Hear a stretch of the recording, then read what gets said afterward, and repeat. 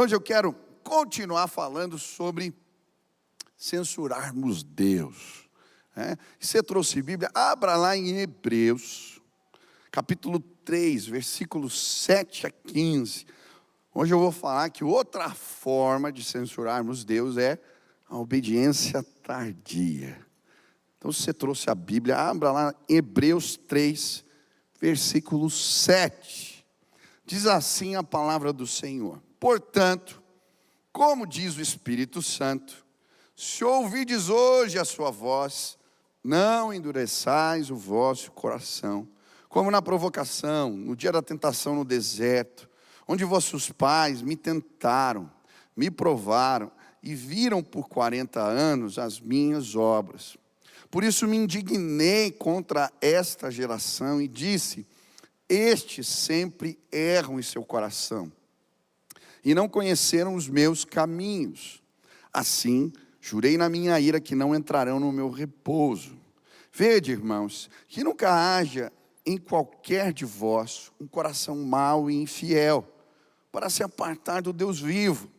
Antes exortai-vos uns aos outros todos os dias, durante o tempo que se chama hoje, para que nenhum de vós se endureça pelo engano do pecado, porque nos tornamos participantes de Cristo. Se retivermos firmemente o princípio da nossa confiança até o fim, enquanto se diz: hoje, se ouvirdes a sua voz, não endureçais o vosso coração como na provação. Quem estava aqui domingo passado, levanta a mão aí. Isso, muitas pessoas estavam. Semana passada eu compartilhei que, vendo as notícias, eu estava pensativo. O tema era sobre censura no Supremo Tribunal, as plataformas digitais, os debates no Congresso sobre isso, e eu fui orar. E quando eu estava orando, Deus me deu um texto, Isaías 51, 7, que diz: ouçam-me vocês que sabem o que é direito, vocês, povo que tem a minha lei no coração, não temam a censura de homens, nem fiquem aterrorizados com os seus insultos, pois a traça os comerá como a roupa, o verme os devorará como a lã, mas a minha retidão durará para sempre, a minha salvação de geração em geração. E quando eu li esse texto, eu compartilhei aqui que eu ouvi a voz do Espírito no meu coração, dizendo: por que você está preocupado com um homem que pode censurar? Você está fazendo pior do que eles. Eu falei: mas como que eu estou fazendo pior? E aí Deus falou para mim: você está censurando a minha voz no teu coração. E aí eu comecei a buscar entender como que eu estava censurando Deus. Como é que nós podemos estar censurando Deus no nosso coração? Quem quer ouvir a voz de Deus aqui? O pior tipo de censura que você pode cometer é censurar Deus. Não é verdade? Semana passada nós estudamos que fazemos isso quando a gente briga com o chinelo de Deus. Quando eu não entendo os instrumentos da justiça de Deus. E eu preguei sobre soberania, e eu falei que as injustiças são grandes oportunidades de revelarmos Cristo. Quem lembra disso? Quem foi injustiçado essa semana de alguma forma? Você revelou Jesus? Não sei. Hoje eu quero falar de outro tipo de censura. Hoje eu quero falar sobre a obediência tardia. Olha o que diz o texto: hoje, repete comigo, hoje, se ouvides a minha voz, não endureça o vosso coração. Uma outra forma de abafarmos a voz de Deus no nosso coração é deixar para obedecer depois. Olha que interessante o texto. Se você ler com cuidado, você vai ver que existe uma ênfase na palavra hoje.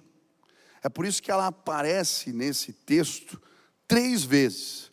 No versículo 7 ele diz: hoje, se ouvirdes a minha voz, não endureça o vosso coração. Depois no versículo 13, ele vai dizer assim: antes exortem uns aos outros, encorajem uns aos outros todos os dias. E aí ele vai dizer: durante o tempo que se chama hoje.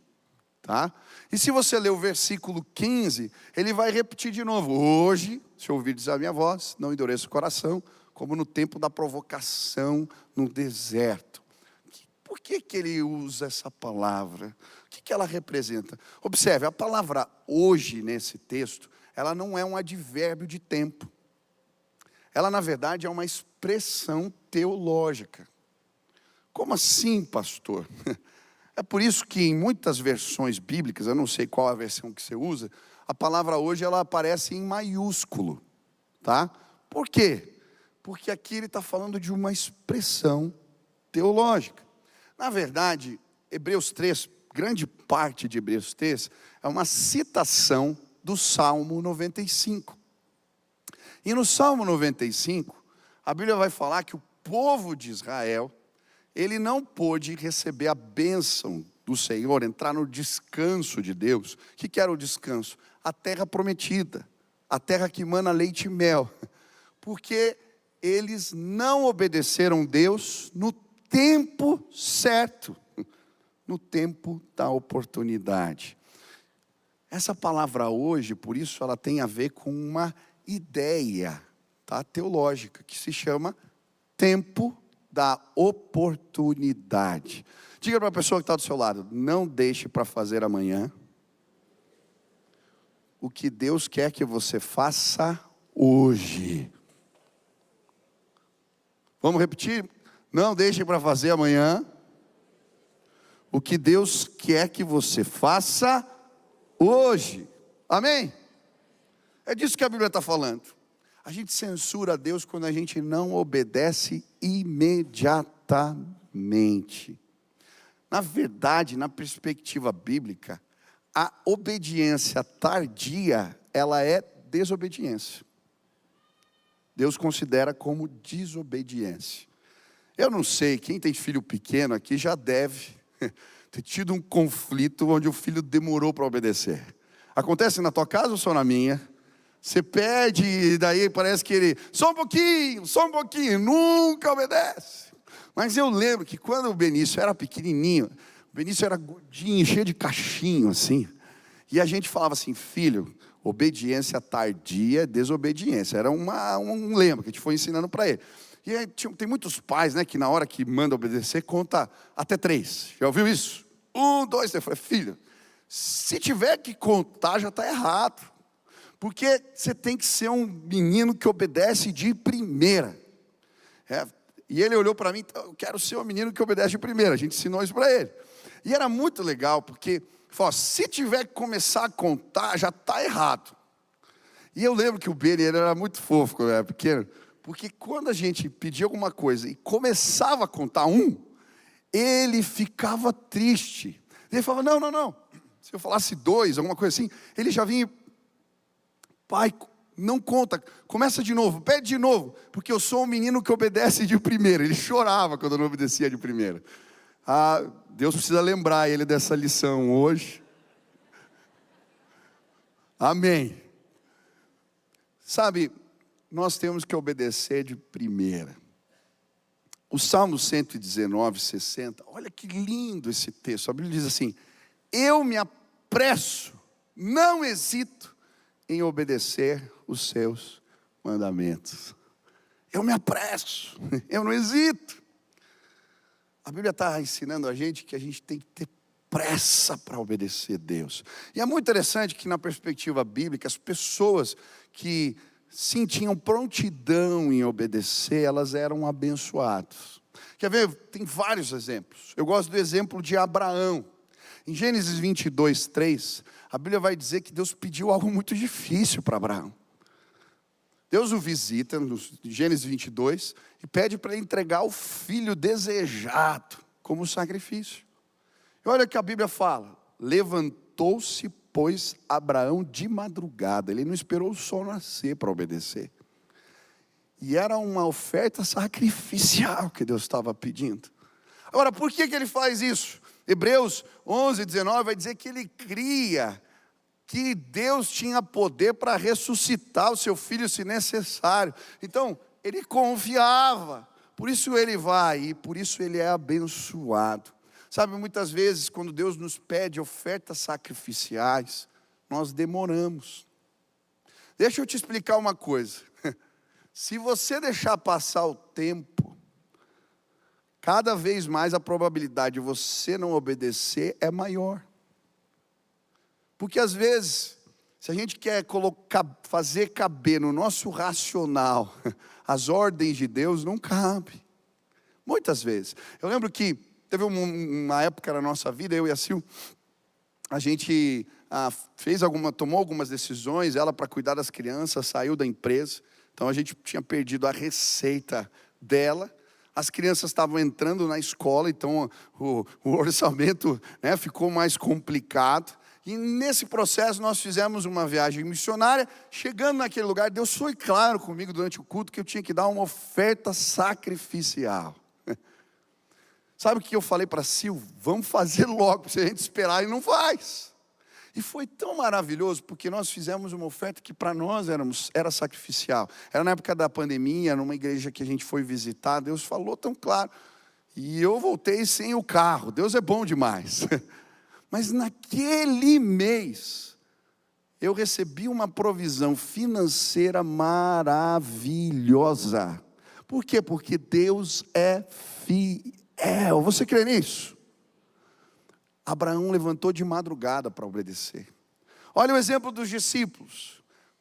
Pedro, Tiago, João, André. Quando Jesus os convida, Mateus 4,20 diz: então eles, deixando imediatamente as redes, o seguiram. 4,22, e eles no mesmo instante, deixando o barco e seu pai, o seguiram. Olha que interessante, quando Jesus chama os discípulos, eles abandonam a pesca maravilhosa, imediatamente. Eles se despedem dos seus pais, eles não param para planejar, para pensar, eles obedecem. Tem tanta gente que Deus está chamando há anos aqui, para ter um relacionamento mais profundo com Ele, para assumir um compromisso com a igreja, para assumir um compromisso com o seu chamado, mas a gente fica enrolando. Presta atenção, hoje obedece, imediatamente, senão você pode perder o tempo da oportunidade. Zaqueu, eu acho muito legal a história de Zaqueu. Zaqueu era um publicano. O povo de Israel odiava os publicanos. Por quê? O publicano era o cobrador de impostos. E ele cobrava impostos do povo de Israel, que era vassalo dos romanos. Então ele cobrava impostos para Roma. E por isso o povo considerava os publicanos traidores da pátria. A Bíblia vai dizer que Jesus, ele vai pregar num lugar. Zaqueu, que era pequenininho, não conseguia ver, então ele sobe a árvore para tentar ver Jesus durante a mensagem. E Jesus vê aquele homem interessado na palavra e dá uma ordem para ele. Fala assim: Zaqueu, hoje eu quero comer na tua casa, cear contigo hoje. E a Bíblia diz que Zaqueu, a Bíblia diz, Lucas 19,6, e apressando-se, desceu e o recebeu com alegria. Olha que lindo, ele obedeceu na hora. Jesus pode entrar na minha casa, mas o que mais me impressiona não é a rapidez dele para descer da árvore e deixar Jesus entrar na sua casa, porque isso era uma honra, na verdade. O que me chama a atenção é o que ele faz depois. Quando Jesus entra na sua casa, e diante da mensagem que Jesus prega, olha como ele responde à mensagem. Ele vai dizer assim: estou dando metade dos meus bens aos pobres, e se alguém extorquir, devolverei 4 vezes mais. Ao que Jesus respondeu: hoje mesmo salvação chegou nessa casa. Aleluia! Sabe o que a história de Zaqueu me ensina? Ele não foi só rápido para descer da árvore, ele foi rápido para se comprometer com a mensagem. Quando ele entendeu que ele precisava se arrepender, ele pôs a vida em ordem na hora. Jesus, eu vou dar metade dos meus bens para os pobres, se eu extorquir alguém, vou dar 4 vezes mais. Ele põe na hora a vida em ordem. Tem gente que Jesus está chamando há um tempão. Você já entregou a vida para Jesus, mas você não põe tua vida em ordem. Como assim? Você está lá morando com a mulher que não é tua mulher. Põe a vida em ordem, em casa. Você tem dívidas com pessoas. Você entregou a tua vida para Jesus, você precisa ir atrás e quitar suas dívidas. Ah, mas eu não sei. Tem gente que não quita dívida porque não tem recurso. Tem gente que não quita dívida porque é enrolado. Você compra o carro, você faz um monte, mas você não paga o irmão que você deve, está errado. Ei, tenha pressa em resolver o que você precisa resolver na tua vida, você está entendendo? Ah, mas é meu amigo, é meu irmão, é meu parente, não interessa. Olha o testemunho que você está dando. Você tem condições, vai lá, combina com ele, faz parcelado, mas resolve o que você precisa resolver. Senão a porta do coração, tem gente que está querendo pregar o evangelho para a família, e aí não resolve o que está pendente. Isso é um testemunho terrível. Aí você não consegue tocar o coração deles, porque essa mensagem não é verdade. Quando a gente entrega a vida para Jesus, a gente tem que ter pressa para resolver as coisas que ficaram pendentes na nossa história. Você magoou alguém, você machucou alguém, vai lá, bate na porta, pede perdão. Fala, eu mudei de vida, Jesus transformou a minha história, eu sou uma pessoa nova, eu sou diferente.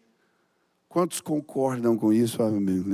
Então, desce, não só da árvore, sai daqui hoje rapidamente, põe tua vida em ordem. Olha o exemplo de Saulo, Atos 9, versículo 18 a 20. Olha que interessante, Saulo tinha tido um encontro com Jesus que ele ficou cego. Aí ele foi para casa de alguém lá e a Bíblia diz que Ananias chegou lá para orar por ele. Quando Ananias orou por ele, caíram escamas dos seus olhos e ele começou a ver. E ele, entendendo a mensagem de Jesus, pede para ser batizado. A Bíblia diz assim, a seguir levantou-se e foi batizado. Aí no versículo 20 diz, e logo pregava Jesus nas sinagogas, dizendo que este era o Filho de Deus. Ele não perdeu tempo. Ele se converte e já sai para contar para todo mundo que ele tinha tido um encontro com Jesus. Que o Messias que ele perseguia era o Messias verdadeiro. Então, o que eu estou querendo dizer para você? Quando a gente tem um encontro com Jesus, a gente não perde tempo para contar para os outros o que Jesus fez na nossa vida. Quem aqui se converteu há menos de um ano? Levanta a mão, deixa eu ver. Menos de um ano, aí, levantou. Vários. Menos de 2 anos, levante as mãos. Isso. Menos de 5 anos, deixa eu ver. Olha, várias pessoas. Tá. Vocês, a rede de relacionamento de vocês com pessoas não crentes é maior que a minha. Muito provavelmente. Por quê? Porque a maioria das pessoas com quem você convivia provavelmente não eram da igreja. Então o que acontece? Você é o maior evangelista dessa igreja. Como assim, pastor? Você é a pessoa que Deus habilitou para trazer pessoas para o reino. Por quê? O teu testemunho, ele está fresco. Você acabou de ter uma mudança de vida significativa. Então vai atrás. Eu lembro de um rapaz, um jovem que se converteu aqui na igreja. No culto seguinte ele chegou com uns 10 assim. Falei, o que é isso, cara? Ele falou, não, é porque eu estou contando para todo mundo o que Jesus fez na minha vida. Eu não sei se você sabe, mas tem uma expressão na Bíblia que tem a ver com essa prontidão de obedecer a Deus. Não sei quantos já leram essa expressão, ela aparece várias vezes, cingir os lombos. Quem lê a Bíblia na versão mais antiga, cingir os lombos, várias vezes aparece. O que era isso? Nos tempos antigos, eles usavam túnicas, roupas, vestimentas, que elas eram compridas. Então, uma das maneiras de se deixar pronto para trabalhar, para lutar uma batalha, para correr, era pegar um cinto e amarrar na altura dos lombos, aí a roupa ficava mais curta e dava para correr, tá? E a Bíblia vai usar essa expressão várias vezes para falar da prontidão em obedecer a Deus, em servir a Deus. Quando o povo, por exemplo, sai, né, do Egito, Deus manda eles cingirem os lombos, porque ia ser tão maravilhoso o que Deus ia fazer, que eles iam ter que sair correndo. Então ele fala, fiquem prontos, cinjam os lombos, porque vocês vão sair com pressa, vão sair correndo daqui. E a Bíblia diz que eles até hoje celebram a Páscoa com pães asmos, aquele pão assim achatadinho, porque a massa, o pão não deu tempo de levedar, tá? Então eles saíram correndo. Ei, deixa eu dizer uma coisa para você, cinja os lombos, porque o que Deus vai fazer na tua vida é tão maravilhoso, é tão especial, se você obedecê-lo. Não perca essa bênção, confie em Deus. Quem quer estar pronto para obedecer? Quem quer obedecer depressa? Amém? Diga para o irmão que está do seu lado assim, ó, Deus vai te abençoar. Esteja preparado. Mas pastor, por que a gente então faz isso, censura a Deus? Sabe por quê? Muitas vezes a gente desassocia a obediência ao tempo. A gente não acha que essas coisas estão conectadas. E quando a gente entende dessa maneira, a gente perde oportunidades e deixamos bênçãos passar. A Bíblia vai falar que existe um time de Deus, um tempo. É isso que representa o tempo da oportunidade. Talvez a melhor explicação para esse tempo da oportunidade é a história de Noé. Quem já leu a história de Noé na Bíblia aqui? Deus ia julgar a terra por causa do seu pecado. E fez um plano, dilúvio. E ele manda um homem construir uma arca num lugar onde não chovia. Tá? Um barco gigantesco. E durante todo aquele tempo, o povo vem perguntar o que aquele homem está fazendo. E aquele era o tempo da oportunidade. Ele fala, ó, Deus vai julgar a terra. Mas as pessoas não se arrependem. E aí a Bíblia vai dizer em Gênesis 7,16, que o próprio Deus fecha a porta. Olha, diz, então o Senhor fechou a porta da arca. Por quê? Para Noé e nem ninguém conseguir abrir. Porque o tempo da oportunidade tinha passado. Deixa eu explicar algo para você. Se você perder o tempo da oportunidade, existem portas que vão se fechar na sua vida e talvez elas nunca mais se abram. Isso tem a ver com a salvação? Tem. Eu gosto da história de Moody, quando ele começa a pregar, aquele grande evangelista. Ele prega num domingo, e na hora de fazer o apelo, ele fala para as pessoas assim, voltem na semana que vem. Só que naquela noite acontece o grande incêndio de Chicago, né? E 1/3 das casas é destruída. 100.000 pessoas ficam desabrigadas. É uma tragédia. E muitos dos que estavam presentes no auditório morrem. E aí depois disso, Moody começa a fazer apelo todo culto, convite para as pessoas se comprometerem com Jesus, porque ele não é capaz de discernir a janela de oportunidade. Muitas vezes existem janelas. Presta atenção, se você não se acertar com Deus hoje, talvez amanhã seja tarde demais. Se você não acertar ou pedir perdão para tua esposa hoje, talvez amanhã seja tarde demais. Se você não valorizar o relacionamento com os seus filhos hoje, talvez amanhã não dê mais tempo. Porque a fase onde o coração dele está molinho está passando, e depois você não vai conseguir mais. Ei, em nome de Jesus, presta atenção, se você perder o time de Deus, existem portas na sua vida que você não abre nunca mais. E não adianta. Pode brigar com a porta, pode esmurrar a porta, se Deus fechou a porta, você não abre mais ela. O que eu estou falando é tão importante. Quem quer ser abençoado aqui? Não perca o time de Deus na tua vida. Não perca. Mas por que a gente perde o time de Deus na nossa vida? Primeiro motivo, Porque a gente não tem fé. A gente não passa no teste da fé. Olha só, o texto fala do povo, do dia da provocação. E é muito interessante o que acontece com o povo de Israel. Por que eles perdem o time de Deus? Olha só, Deus os liberta da escravidão do Egito. Quem já leu a história das 10 pragas? Você conhece a história. Deus faz coisas tremendas. Eles passam o Mar Vermelho a pé enxuto, não é verdade? E o que acontece depois? Eles vão até o Sinai, ficam acampados lá durante 1 ano. Deus dá as tábuas da lei, tá? 1 ano, 3 meses para chegar no Sinai. Depois eles vão para onde? Para Cades Barneia. 1 ano e 3 meses depois, eles estavam em Cades Barneia. O que é Cades Barneia, pastor? É a porta de entrada da terra prometida. O descanso de Deus.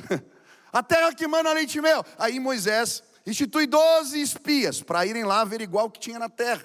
Os espias vêm e eles voltam com cachos de uvas gigantes. 2 homens têm que carregar. Eu não sei o que é cacho de uva desse tamanho. Eu gosto de comer, mas não sei o que é isso. Eles trazem figos. Essa é a terra que mana leite e mel que Deus falou para a gente. Bom, se Deus falou, é só entrar. 10 começam a falar, mas nessa terra tem gente terrível, tem gigantes, fortalezas, não tem como a gente entrar nesse lugar. Diante deles nós somos como gafanhotos. Josué e Caleb rasgam as vestes e começam a chorar, dizer para o povo, pelo amor de Deus, Deus já fez tanto, vamos entrar. Mas o povo fica com medo. E aí o que acontece? Deus fecha uma porta por uma geração inteira. Os 10 espias que não creram em Deus morrem. E Deus fala assim, os espias ficaram 40 dias averiguando a terra, vocês vão ficar 40 anos dando voltas no deserto. Porque vocês perderam o tempo, o time. Sabe o que acontece? Depois que Moisés anuncia isso, tem um grupo que se levanta e fala, não, a gente vai lá. A gente vai obedecer agora. A gente vai invadir a terra. Moisés fala assim, não adianta, o tempo passou. E aí o que eles fazem? Vão mesmo assim. Todos morrem. Não sobra um. O povo fica andando em ciclos 40 anos. Até a geração inteira morrer. E só entra na terra prometida daquela geração, quem? Josué e Caleb. Por quê? Porque eles acreditaram. Ei, presta atenção, por favor. Tem porta que Deus está abrindo para você de negócio. Tem porta que Deus está abrindo para você ministerial. Tem porta que Deus está abrindo na sua vida. E se você perdeu o time, essa porta não se abre mais. Você está entendendo? Ei, creia no Deus Todo-Poderoso. Se Ele mandou, Ele é fiel para te sustentar. Durante 20 anos nós oramos pelo terreno do lado. Quem lembra disso? Quando eu assumi a igreja, surgiu a possibilidade. Só que o aluguel era caro e tinha que fazer uma reforma que nós não tínhamos dinheiro. O tesoureiro disse para mim, não dá. Tá certo, fez o trabalho dele. Eu fui orar e Deus falou, é o tempo. Se eu tivesse perdido tempo, aquele lugar já tinha sido alugado para outro empreendimento e nós não íamos, eu não sei quanto tempo, se ia demorar mais 20 anos. Nós demos um passo de fé, sabe o que aconteceu? Todo o recurso que precisávamos para pagar aluguel, Deus deu, para fazer a obra, Deus deu, e ainda sobrou dinheiro no caixa para a honra e glória do nome de Jesus. Não perca o tempo de Deus na tua vida. Outro teste, o teste das prioridades. Muitas vezes a gente não obedece porque a gente não prioriza. Você perde o time de Deus porque aquilo que Ele está pedindo para você não é prioridade. Olha o exemplo que Jesus nos dá quando Ele chama alguns candidatos a discípulos. Em Lucas 9:59, Ele está chamando e um diz assim, deixa eu primeiro sepultar meu pai. Lembra dessa história? O pai do cara estava morto ali na hora, senão ele estava no enterro. Ele está falando da herança, deixa eu primeiro pegar a herança e daí eu vou ter condições de te seguir. É isso que Ele está dizendo. Sabe o que acontece com a gente? Muitas vezes a gente não obedece porque o que Deus está pedindo para a gente fazer não é prioridade na nossa vida. A gente deixa para depois. Sabe por que tem muita gente que não dá o dízimo? Hoje é o primeiro domingo do mês. Normalmente a gente recebe salário no começo, dia 5, a maioria, ou no começo do mês. Sabe por que muita gente não é fiel no dízimo? Porque ela deixa para cumprir o compromisso com Deus para o final do mês. Aí ela se enrola financeiramente, e ela fala, mas Deus está de boa. Deixa eu te explicar, quem quer ser abençoado aqui? Coloca Deus em primeiro lugar.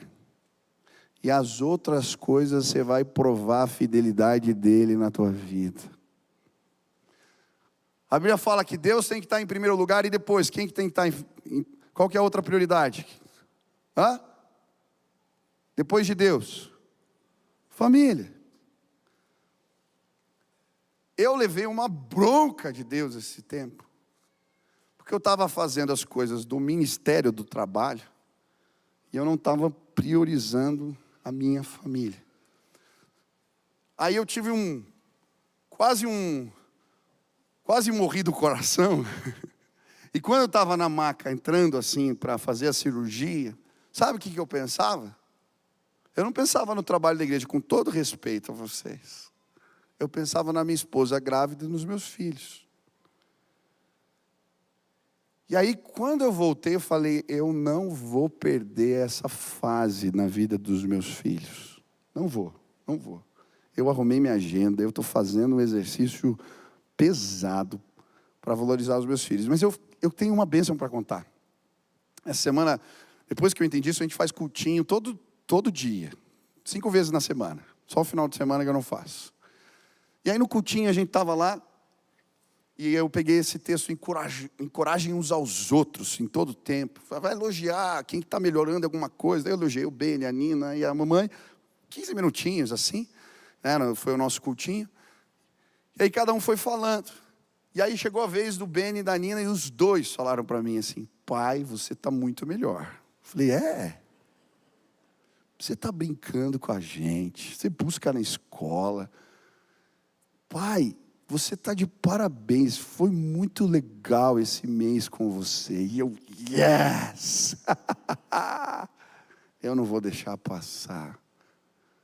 Quando eu piscar os olhos, eles vão estar grandes, saindo de casa. Eu não quero perder os meus filhos. Quem está entendendo o que eu estou falando aqui? Ei, presta atenção. A porta vai fechar. Não perde o tempo da oportunidade. Prioriza o que é mais importante. Às vezes no trabalho a gente corre. Deixa eu ensinar a fazer agenda. Quando você for fazer agenda, coloca o que é mais importante primeiro. Depois você monta, senão você vai atender as demandas de todo mundo e não vai fazer o que é mais importante. Quem quer ser abençoado aqui? As coisas mais importantes vêm em primeiro lugar. Amém. Por quê? Outra maneira que a gente se enrola para obedecer. O louvor vai chegando que eu estou atrasado aqui. Venha, já vou terminar. A bondade protelada. Olha o que diz a Bíblia em Provérbios 3:27. Não deixe de fazer o bem a quem o merece, estando em tuas mãos a capacidade de fazê-lo. Não diga ao teu próximo, vai e volta amanhã, que te darei, se tens agora. Sabe outra maneira da gente censurar Deus no nosso coração? É quando a gente deixa para fazer o bem que a gente pode fazer agora, hoje. Hoje você pode mandar uma mensagem para alguém que faz tempo que Deus está incomodando você, para encorajá-lo. Hoje você pode sim mandar um recado para tua esposa, fazer uma declaração para ela, dar um presente para ela. Hoje você pode cuidar de alguém que está desamparado. Hoje, deixar para amanhã o bem que a gente pode fazer hoje é pecado. Outra forma, as distrações. Eclesiastes 11:4. Quem somente observa o vento e nunca semeará, e o que olha para as nuvens nunca cegará. Às vezes a gente fica olhando, planejando, aí fica distraído e não obedece. O que Deus pediu para você fazer, faça agora. A gente faz plano, Deus fala, meu plano não é esse, cara. Para. Você está distraído com as coisas da vida, a porta da oportunidade vai fechar. Mas pastor, tá bom, eu entendi que eu tenho que obedecer hoje. E muitas vezes eu não obedeço imediatamente. Como é que eu mudo isso na minha vida? A Bíblia fala que o problema está no coração, né? Não fala? Quem quer obedecer a Deus imediatamente? Levanta a mão. Quem quer cingir os lombos aí? Tá. Você tem que ensinar teu coração. Mas como é que a gente faz isso? Ensina o coração. Eu estava lendo um livro essa semana que eu achei muito legal. E é motivado, é um livro sobre família, educação de filhos. E eles falam o significado da palavra ensinar no hebraico. Eu achei sensacional. Primeiro, a palavra ensinar no hebraico significa molhar o palato. Molhar o palato. Sabe o que é palato? Céu da boca, tá? Por quê? As parteiras lá do tempo bíblico, para estimular a sucção do neném, elas passavam suco de tâmara no palato, no céu da boca das crianças. Ensinar é criar desejo pelo que é bom. Segundo, ele diz que a palavra ensinar também era a mesma palavra que eles usavam para domesticar cavalos, domar cavalos. Olha que forte. Ensinar é treinar a nossa vontade para obedecer. Quem quer obedecer a Deus imediatamente? Hoje eu vim criar desejo no teu coração pelo que é bom.